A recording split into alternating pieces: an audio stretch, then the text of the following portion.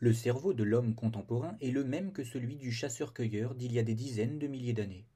Ce qui se passe dans le cerveau d'un homme heureux, qu'il soit nu dans la forêt ou en costard dans une Ferrari, est la même chose. Le chasseur-cueilleur était heureux quand il capturait une proie pendant la chasse ou quand il découvrait un arbre regorgeant de fruits bien sucrés pendant la cueillette. Cette joie, le consommateur contemporain, cet homme qui a le cerveau du chasseur-cueilleur, la connaît encore.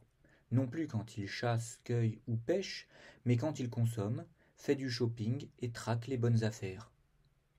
Avoir créé une société d'hyperconsommation pour des individus au passé de chasseurs-cueilleurs a été une idée très dangereuse mais génialissime pour les oligarques qui en profitent, tels des bergers tirant profit des moutons qu'ils élèvent et tondent. En effet, un chasseur-cueilleur immergé dans une société d'hyperconsommation aura des difficultés à quitter la société d'hypertravail.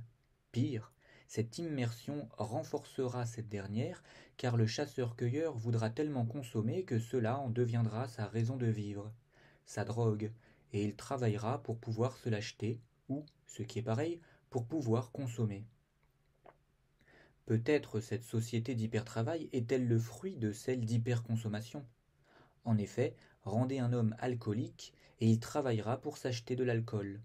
Il se vendra et vendra sa vie pour cela. Cet alcool sera devenu sa raison de vivre. Rendez un homme consommateur, et il vendra sa vie pour consommer.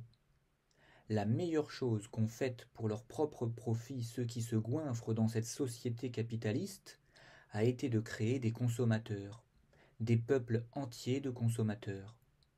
Et oui, une fois que vous avez transformé de braves Homo sapiens en consommateurs, il ne reste plus qu'à créer l'offre pour que la demande apparaisse.